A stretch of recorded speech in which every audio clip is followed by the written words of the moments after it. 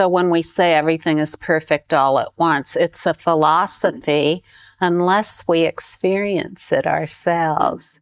See, if it's a philosophy, it's just in a book or somebody else is talking about it. But if we directly experience it, then we're assured of that. We really know what it means. And it's in resting as awareness that we become assured that everything is perfect all at once. Many of us have heard for years that everything is a single non-dual expanse.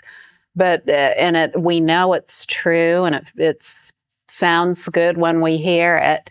But it's only when we experience that directly that we come to know it, that we really come to know everything is perfect all at once. And how does that happen? We rest as awareness. And this is the practical process by which it happens. We rest as awareness, and we realize that all these thoughts and emotions we've been trying to avoid or replace with other thoughts and emotions, we realize in resting as awareness that easeful awareness is their entire basic space. So these things that once troubled us, we come to see that they're perfect as they are, that their label doesn't make them imperfect. Their entire basic space, the basic space of that label, only is easeful awareness. So through this decisive experience of our own being completely at ease with all that appears, we come to know that everything is perfect all at once. For me, for example, there was a time when I had these wild, out of control thoughts and emotions, regrets about the past, worries about the future, wondering if I could go on, all of these things that we all have at some point in our lives. Then it occurred to me that all of these thoughts and emotions had the same underlying basis. Well, I could have just thought about that as a philosophy. But what I did was just rest as the relief. So I was going through quite terrifying things at the time. And when the terror would come up, or the paranoia, or the fear, or the depression, or wanting to make things into something different, I would just rest as the relief, the basic space of relief that in the direct encounter with whatever that was, instead of going off into the litany of description. Mm-hmm. Instead of trying to seek something in the appearances themselves that were going to make me feel better. So this is, you see, how a philosophy becomes a decisive experience.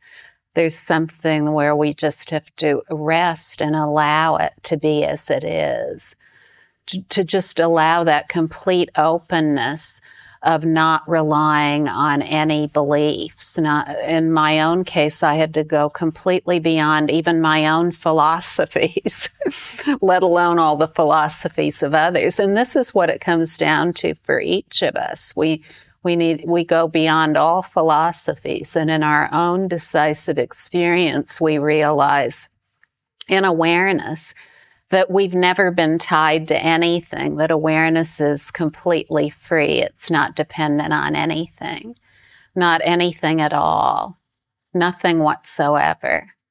All was completely timelessly free, as the appearance of everything. So indeed, there have never been two, but we only can realize that definitively in our own experience. Otherwise, it's a philosophy. When we realize it in our own experience, then we say, oh yeah, this philosophy is the correct understanding, but it's just written in a book, or it's empty words, until we really realize it as ourselves. That's when things really get fun. Because otherwise, you see, we're spending a lot of our lives in avoidance of thoughts, avoidance of emotions, avoidance of experience, avoidance of relationships. It all kind of goes together. But when we rest as awareness, which is true relationship with ourselves, true and unending relationship with ourselves, the forever relating that's totally natural as the expanse of everything, then we face everything. We no longer avoid anything. And what seemed at one time to be problematic no longer is. It just no longer is.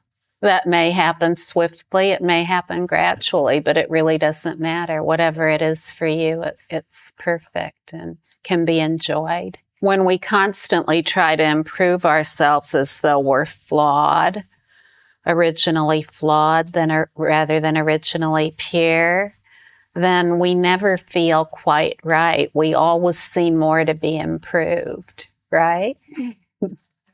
Well, we've all had a lifetime of this to one degree or another. It's in resting as awareness and realizing the benefit that is to yourself, and in realizing that awareness is completely beyond causation. And in other words, it's completely beyond all the laws of cause and effect in time and space, that you find timeless wisdom in yourself, timeless wisdom that is already present. If you're just resting in a state of pure space, then you're in a state. You've just adopted another extreme. The natural, easeful restfulness of complete perceptual openness in all experience, which is what I'm talking about, is a font, a source of tremendous power and benefit. It is power and benefit that cannot be controlled in any way because it's completely beyond time and space and causation. So from that vantage, you see all kinds of solutions that can't be seen by anyone else. And your life becomes a riptide of benefit in an unconceivable and unconventional way. Before I had this shift, I was a super achiever. I was already a super achiever. I knew how to work things into super achievement. And, I was named one of the outstanding young women in America when I was 28 years old. And I had many, many other accomplishments. But, when I got into this crisis, none of that helped at all. It didn't help at all. And I had worked very hard to do good works and all kinds of things in my life to accomplish what I thought it meant to be a good adult. However, when I reached this critical point, none of that served me in any way. I was completely at a loss, not knowing how to go on. There was just no way I could support myself, and that's when this appeared in my mind stream.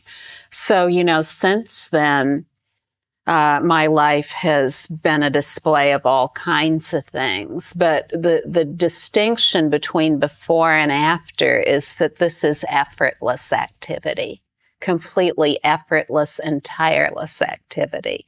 Whereas before, I never felt like I could do enough doing. No matter how much I accomplished, I'd feel distraught because I thought, I've accomplished all this. Now what next? What am I going to do for an encore? And I could see that was all leading nowhere. But you see, we're all meant to be of benefit to ourselves and to be of tremendous benefit to others as well. That's just the natural state of things as they are. And when we rest as awareness, which is the essence of all our perceptions, no matter what they are, about life and living, then we get familiar with wisdom that can't be learned. Remember